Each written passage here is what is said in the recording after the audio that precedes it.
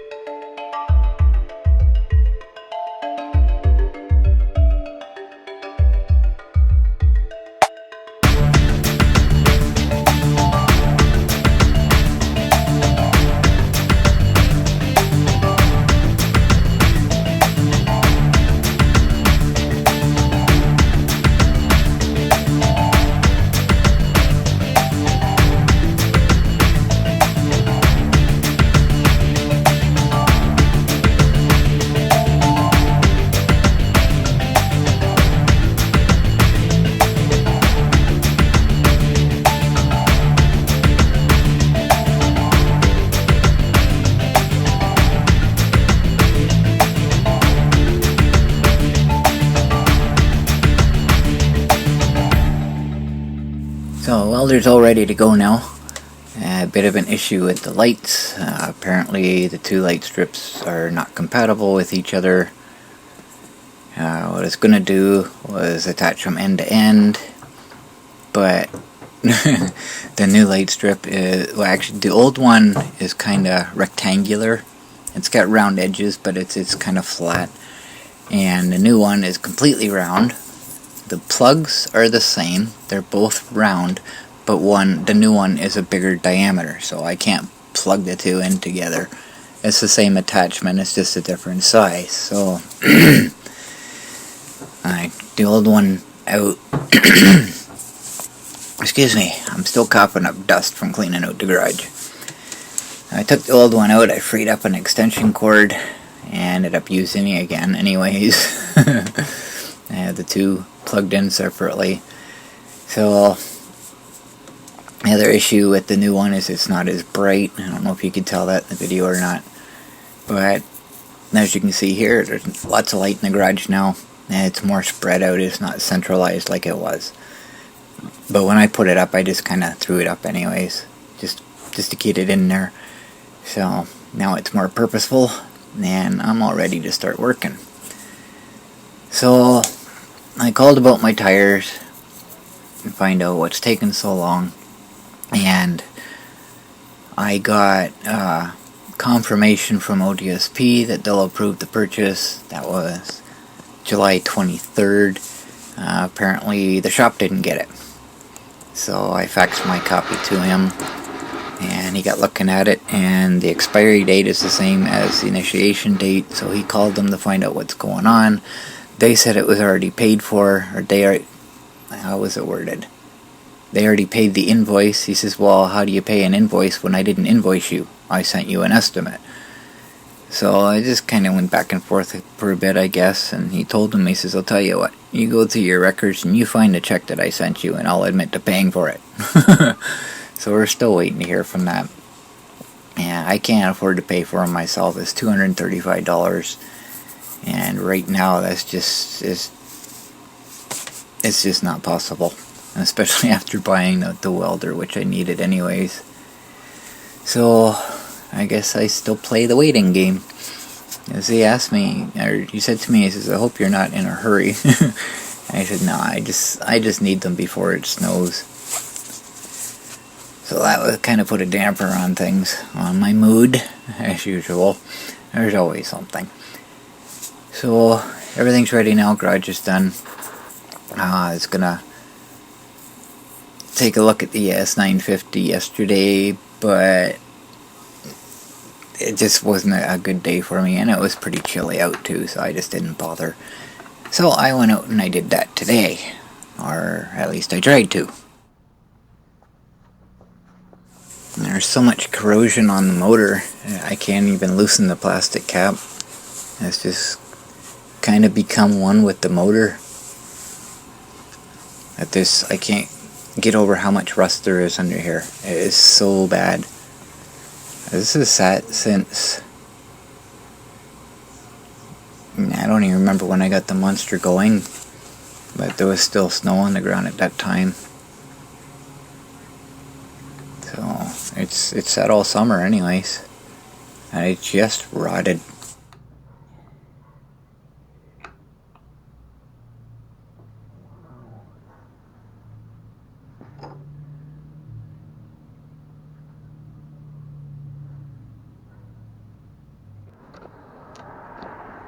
So I decided to take a look at the wheel, and it's the bearings are seized really good. I try to stick some lubricant in there to free it up, but it just doesn't seem to be doing anything. But I get looking at all this, and everything is all rust. And it's like, am I even going to be able to change these ball joints? The nuts are all rusted together. As far as the wheels being angled in at the top, I'm not even sure if I can fix that, because the nuts that I need to tighten, they're all rust. I'm not even sure if I'd even get them to move.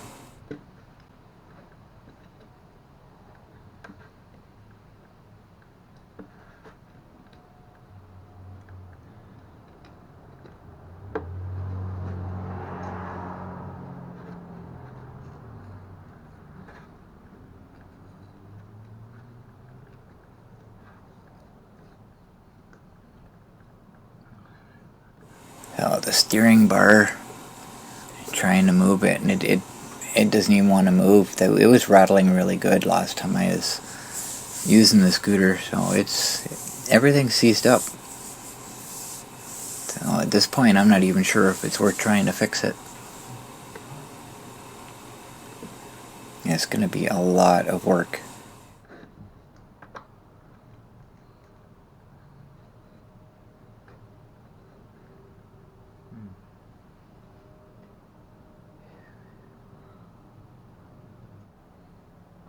So it seems I might have some downtime with the monster.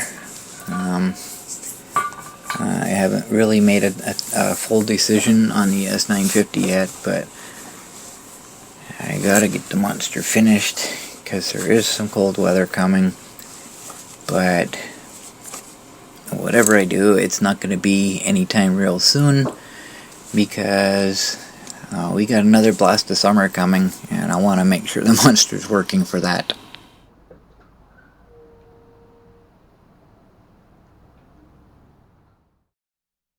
Well, this past Sunday we hit 30 degrees in parts of the GTA, but is this the last attempt until next spring that we can make a run at 30 degrees? Now, pattern change really starts to commence in the west Thursday, Friday, Saturday, but that action is going to kind of have a trickle effect and start to build a ridge. It'll amplify the pattern and build that ridge into parts of Eastern Canada, and temperatures by October standards may very much be, well, scorching. And the warmest temperature in Toronto's history in October, 31.6 degrees back on October 8th, 2007.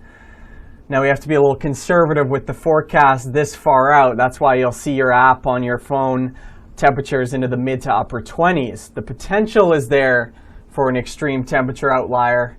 If it isn't Toronto, it very much could be down towards extreme southwestern Ontario. So we may be seeing 30-degree temperatures again. I don't have a problem with that. Unfortunately, while all this is happening, at the other end of the country...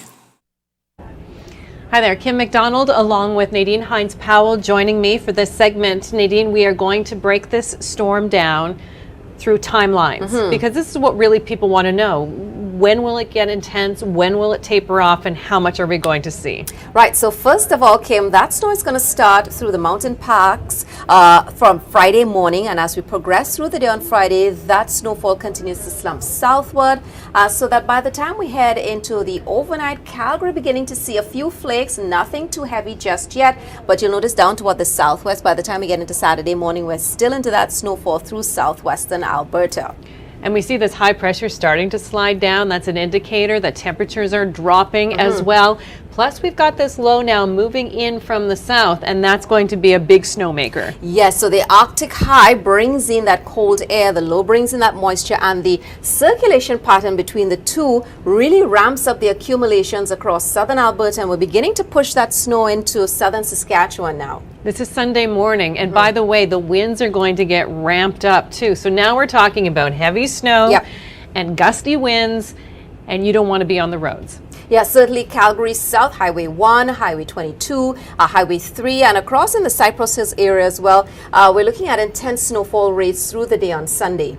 Okay, let's take a look at the numbers because a lot of people want to know this. Calgary is just on the cusp of that heavy snow. Yeah, so a 5 to 15 range during that period from Friday night into Monday morning when it tapers off for Alberta. But then down toward the Pincher Creek area and across the south, the heaviest snowfall in that region, 30 to 60 centimeters possible. But we also have across southern Alberta and into the Cypress Hills region because of elevation. Amounts could be quite high there as well. Okay, thanks Nadine. We'll be all over this storm for you. Stay tuned to the Weather Network. Tyler Hamilton, meteorologist. You've got an article up online at theweathernetwork.com, but you were talking about extremes, and you used terms like dominoes. Maybe explain what you meant by that. Well, we're going to start to see these dominoes fall in Western Canada from extreme cold minimum temperatures, but that's going to create a domino effect all the way down into parts of southern Ontario. We can in fact challenge some of the warmest temperatures in recorded history through much of southern Ontario. Any of these red cities here, London and Hamilton, if we go above 30 degrees, it's extremely rare in October to pull that off. We might just do it next Tuesday. Wednesday is going to depend on how cold that trough comes in, but next week we're going to have quite the battle of these two air masses. And this is just the base temperature. This has nothing to do with humidity. Oh, it'll feel like the upper 30s at times, which is my. extraordinarily Okay. warm. And if you look at Toronto Pearson International Airport, anything above 29 degrees is a top 5 reading in October. So at the minimum, I see Pearson recording a 28 or 29. But on the flip side of this coin, it's the extreme minimums we have to talk about, Chris. So it's that period of the summer that extends into the fall that just gives us the extended dance remix of the summer. Exactly. Now, these are phenomenal. These are the lowest temperatures ever recorded in September. Calgary minus 13.3. Okay. Slight chance we can challenge that with negative All right. double digits this upcoming weekend. Cranbrook, if you fall below -7, that's a new That's a new minimum record. base mark for the month of September, squeaking in at the end of the month. Calgary, if your daytime high stays below freezing, you get on this chart right here, -1 for a daytime high this weekend. That's extremely cold We for have Calgary. that on Sunday. We have a forecast of 0 on Saturday. Could be -1. -1 is definitely on the board for Sunday. And that'll be the coldest temperature since about 1972, Chris, for a daily high in September. But we have to talk about the elephant in the room, and that is this one, snow. Okay, thank goodness you were good. I thought you were going to say the elephant in the room was the fact that I was there for 72 and you weren't. But there's that. This jumped out at me. Now, when I was on your article, and you can Yep. catch Tyler's article on the weathernetwork.com, 1895. 23 centimeters. Now, immediately people would say, we've had more, but this is a single day. And this is actually, these are monthly records, Chris. Calgary's never seen more than 23 centimeters of snow in any given day in the month of September. Okay, got it. Forecast confidence is still low for Calgary. We're going to watch a developing Colorado low sweep into southern Alberta, Saskatchewan.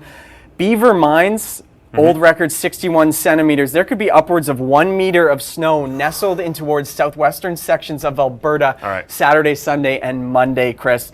That also spreads into parts of southern Saskatchewan where 10 plus centimeters will be forecast, but low confidence at this point. A lot of moving parts in this situation.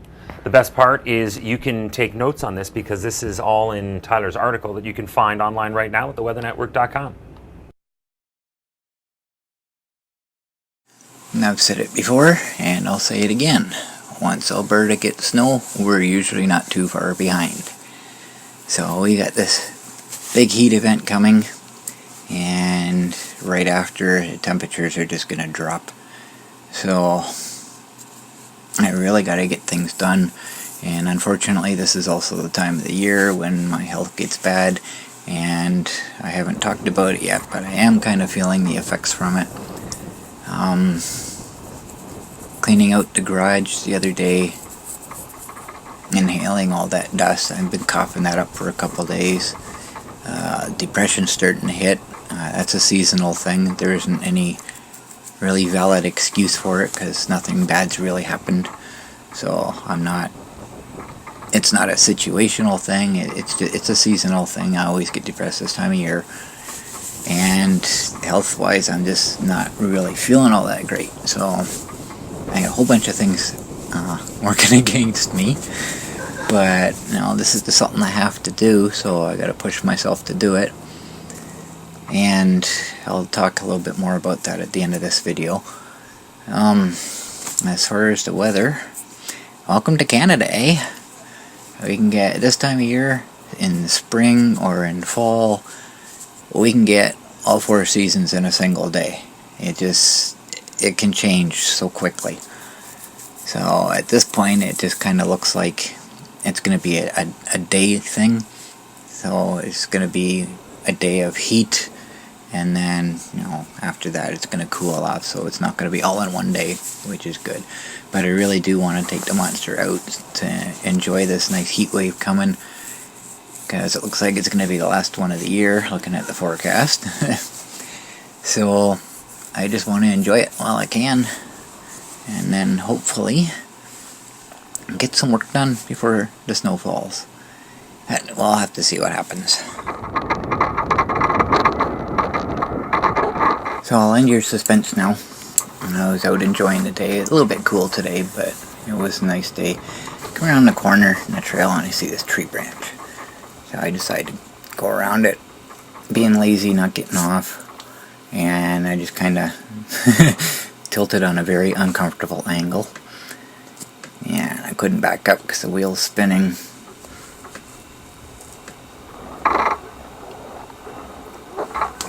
I just kind of lifted the armrest up and leaned over, put some weight on it, and I'm turning to the right, and as I'm backing up, the front end's going farther down, and all of a sudden the back end slips down a bit. So I say, nope, I'm not doing that. So I did what I should have done in the first place, got off and just moved it. So the problem here is the weeds along the edge. I can't really see how steep it is, and apparently it's a little worse than I thought it was. So I averted a disaster.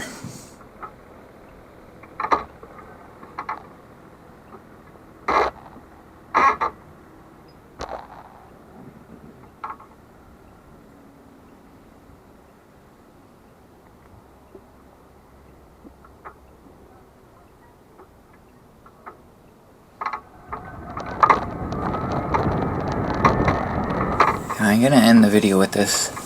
Those of you that have been following me for a while, you know what happens to me at this time of year. So I got work to do on the monster, and I'm just hoping that I can get it done before my illness comes crashing down on me like it does every year, and take advantage of being able to do what I can do. And I've noticed that you can actually hear the depression in my voice.